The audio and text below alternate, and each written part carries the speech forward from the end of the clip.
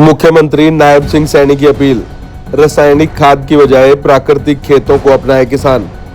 प्राकृतिक खेती के लिए देसी गाय की खरीद पर सरकार दे रही 30,000 रुपए की सब्सिडी। मुख्यमंत्री ने कुरुक्षेत्र के बिहोली गांव में राजकीय पशु चिकित्सा पॉलीक्लिनिक का किया उद्घाटन। गांव के विकास कार्यों के लिए मुख्यमंत्री ने की 21 लाख रुपए की घोषणा। हरियाणा के मुख्यमंत्री नायब सिंह सैनी ने किसानों से अपील की है कि वे अपने फसलों में रासायनिक खादों और कीटनाशकों का अत्यधिक उपयोग करने से बचें। उन्होंने कहा कि हमारी आने वाली पीढ़ी सशक्त और मजबूत हो, इसके लिए हमें प्राकृतिक खेती की ओर बढ़ना होगा। किसानों को प्राकृतिक खेती अपनाने के लिए प्रेरित करते हुए मुख्यमंत्री ने कहा कि इससे न केवल मिट्टी की उर्वरा बनी रहती है, बल्कि पर्यावरण और स्वास्थ्य पर भी सकारात्मक प्रभाव पड़ता है।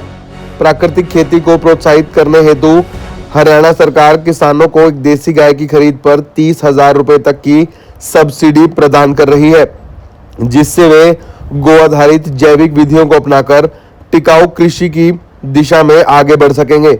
मुख्यमंत्री सोमवार को जिला कुरुक्षेत्र के गांव बिहोली में राजकीय पशु चिकित्सा पॉलीक्लिनिक के उद्घाटन करने उपरांत उपस्थित जन को संबोधित कर रहे थे। इस मौके पर मुख्यमंत्री ने गांव के विकास कार्यों के लिए 21 लाख रुपए देने की घोषणा की है। कुरुक्षेत्र से ब्यूरो चीफ कुलभूषण शर्मा व वरिष्ठ संवाददाता दलबीर मलिक की रिपोर्ट। इन दोनों का दिल से धन्यवाद करता हूं कि इन्होंने राजेंद्र गावड़ जी को यहां जमीन उपलब्ध कराई है और ये यहां पर अति आधुनिक अस्पताल भी और गौशाला भी यहाँ आज उसका और अन्य कारणों से बीमारी की शिकार होती है, इसलिए उनका इलाज समय पे करना ये बहुत जरूरी है। मुझे खुशी है कि यहीं पर इनका इलाज भी होगा और इसी स्थान के ऊपर एक अत्याधुनिक अस्पताल भी वो खोला जाएगा। इसमें भी टेस्ट की सुविधा होगी, एक्सरे की सुविधा होगी, आईसीयू की सुविधा होगी। ये अत्याधुनिक चिकित्सा सुविधाओं से सुसज्जित ये यहाँ पर भी एक हॉस्पिटल बनेगा।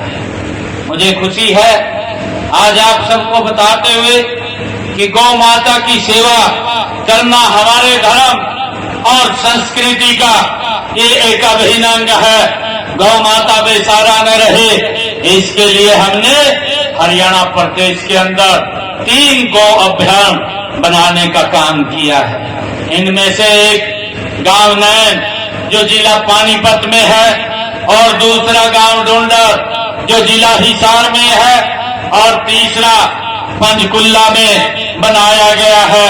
इनमें शेड, पानी व चारे की व्यवस्था वो की गई है। इनके लिए 8 करोड़ रुपए की राशि वो जारी की जा चुकी है। मुझे खुशी है इनसे लगभग 6,500 6,500 बेसहारा गौवंश को आश्रय दिया जा चुका है। मैंने पिछले दिनों एक बात कही थी कि बेसहारा गौवंश के पुनर्वास के लिए गौशालाओं में 200 शेड बनाए जाएंगे और उसके लिए मैंने ये भी कहा था कि हर गौशाला को शेड बनाने के लिए 10-10 लाख रुपया दिया जाएगा। मुझे खुशी है ये जो अनुदान की राशि दी गई है, आज हरियाणा प्रदेश के अंदर 50 गौशालाओं में ये शेड बनकर के तैयार हो गए हैं। मथाना गांव की गौ सेवक गौधाम एवं अनुसंधान केंद्र का आज यहाँ पर भूमि पूजन वो शुरू हुआ है। यही नहीं, यहाँ पर जो हमारी बीमार गौ माता है उसका तो इलाज होगा, परंतु हमारे अन्य लोगों को भी इस अत्याधुनिक अस्पताल का वो लाभ मिलेगा। मैं इस अवसर पर सभी गौ भक्तों को हार्दिक बधाई देता हूं, शुभकामनाएं देता हूं।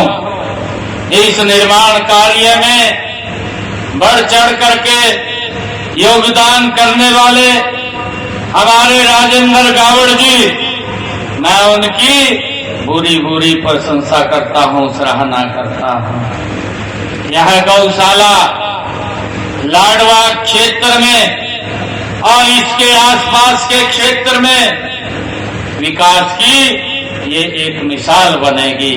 मुझे ये खुशी है, मुझे ये भी खुशी है कि इस